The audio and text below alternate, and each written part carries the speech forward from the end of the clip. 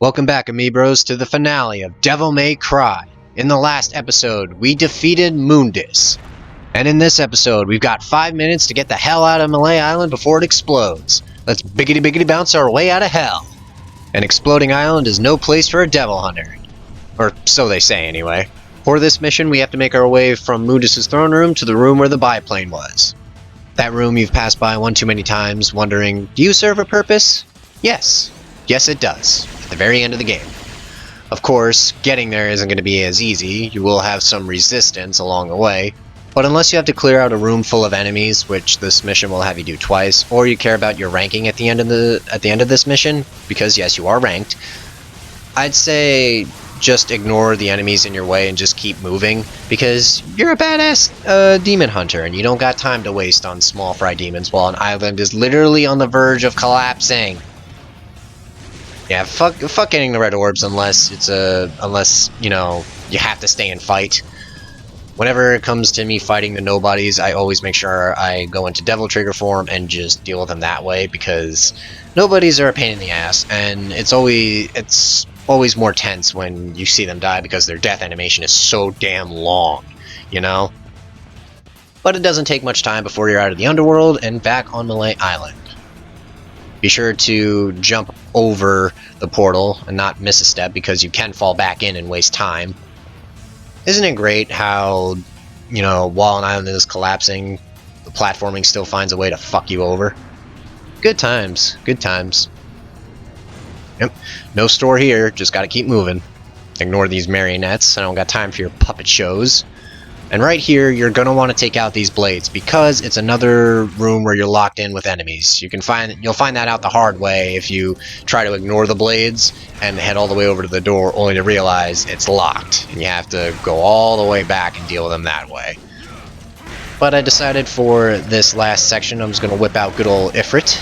You know, unleash my flame foo on these blades. I probably should have used the grenade launcher, but fuck it. I'm not going to be able to punch another blade in the face with Ifrit, so this is its last outing. But the door to the biplane is now open. Let's not waste any time and get a move on. Quit wasting your time collecting currency, Dante. The island is collapsing. You're gonna die. Is that what you want? Is that what your mother would want? Yeah, that was a low blow, but fuck it, man. Time is of the essence. Alright, time to go home. Ah, fucking hell. That's not so bad. I mean, I could just exit out of here and go somewhere else, right? Fuck you, Mallet Island, I swear you have it out for me. Well, I could still use air raid because I have Alistair, so ha! In your face.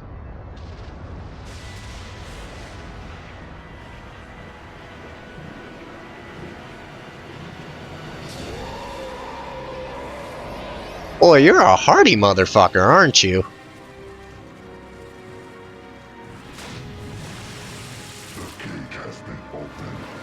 Dante, you are not getting away. This is where you will die. I'm not going anywhere. Besides, there's no place to go. Look around. This will be your burial ground as well. Time to take Mundus down for good this time, and it's super easy compared to the last mission. I mean, look at that. Look at how much damage Super Kick 13 did to him. And that's without the Nightmare Beta. But speaking of which, it's your time to shine, Nightmare Beta.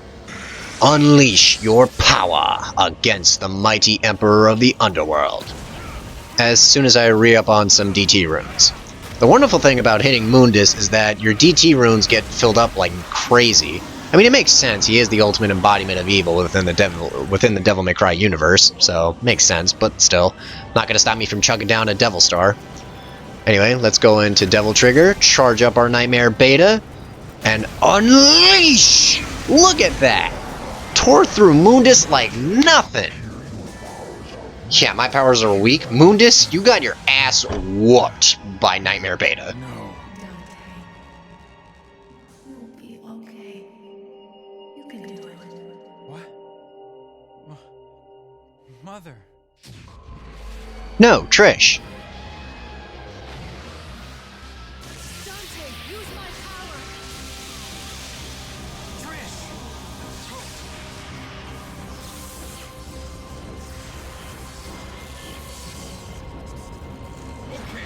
With Trish's power combined with our own, we now have enough to end Mundus for good. Catch is, we need to be in Devil Trigger. This is why I recommended you buy as many Devil Stars as possible. Not only for Mission 22, but also this. Go into Devil Trigger, keep shooting, and... It looks like we have a winner. Jackpot.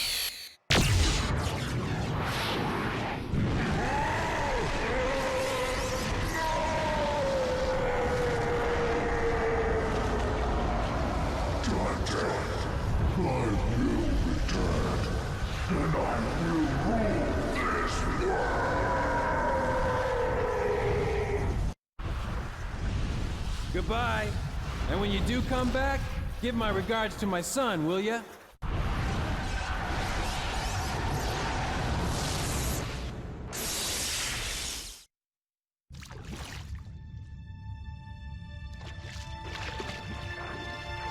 Trish. Dante.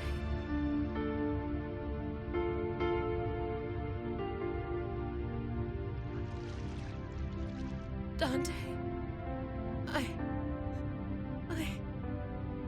Trish, devils never cry. These tears are a gift only humans have. We're too late.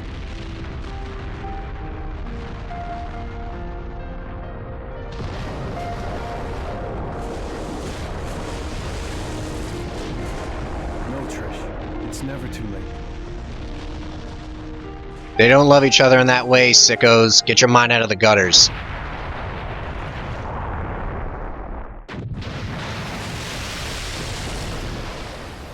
And we humans never give up. Dante, you haven't met a person trying to go to the gym regularly, have you?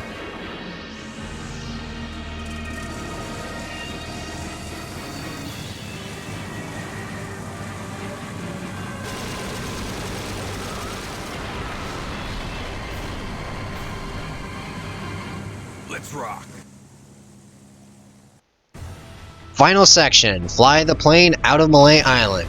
Those of you that have played Resident Evil 4, God, I can't speak today, might know this as somewhat similar to the speedboat section. Well, Devil May Cry was the prototype for Resident Evil 4, so it makes sense. To shoot, you just press A or Y, and the thing is, you don't even need to shoot the stalagmites or stalactites, because you can just bump into them and you'll be fine. Well, I mean, depending on how long your health bar is, of course. If your health bar isn't that long to begin with, you might not survive, but yeah, no, I've done that before where I've flown out of here plenty of times, just bumping into things without shooting it. It was actually pretty funny. It's like Dante doesn't know how to fly a plane. But our journey through Mallet Island finishes with a bang.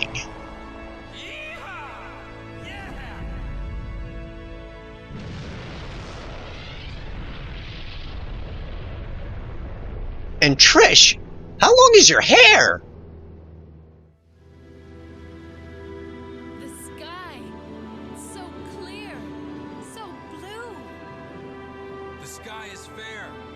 It'll always be above everyone's head, no different. Like the sky. I feel like my heart is becoming clear.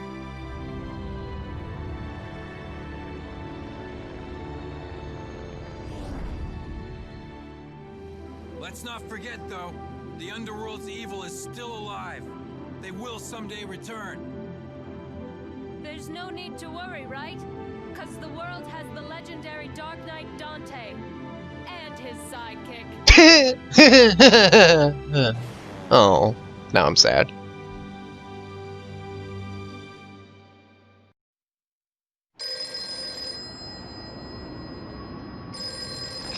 Devil never cry. Yes? Okay, great. Where's the place? We'll be right there. This one has the password. Sounds heavy. Okay, let's get it over with in 10 minutes. Can't let a single one of those suckers live. 5 minutes. More than enough. And that is Devil May Cry, made by Team Little Devils, the same team that would go on to become Clover Studios and later Platinum Games. Both companies founded by Hideki Kamiya, if you can believe it. Yep, the guy behind Bayonetta is the same one that created Dante, and yet The two have never interacted once. Maybe in Smash Bros? Hopefully? Nah, but I digress. Well, I'd love to say Devil May Cry 1 has aged like fine wine. I can't say I 100% agree.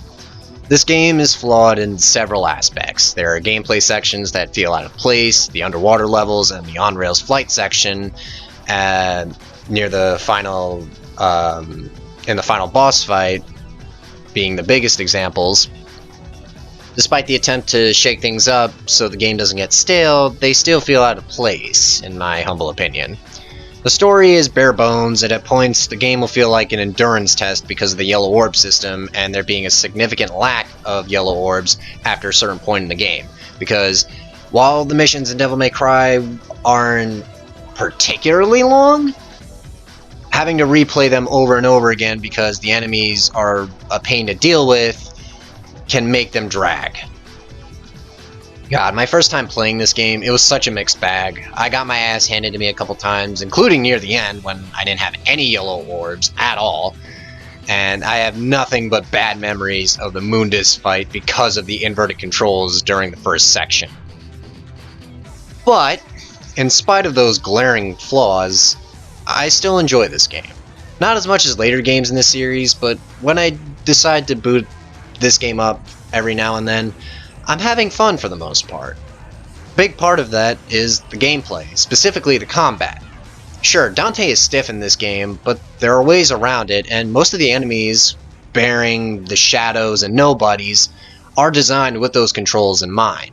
The Devil Arms, Ifrit and Alistair specifically, are super fun to use, and while most of them are variations of a sword, they still manage to look and feel different when you use them. Again, throughout this playthrough, I've described strengths and weaknesses of each Devil Arm, as well as the upgrades. Every weapon has some sort of place within the combat, and that's pretty incredible for a first outing. Of course, this all became apparent to me after subsequent playthroughs and me learning, the ins and outs of the game. I love the game's atmosphere, and Dante, while not fully realized yet, still has that brand of cheekiness and badassery that would go to define the character in later installments. The game has grown on me a little since my first playthrough, and I can never say it's the worst in the series. Would I say it's a good starting point?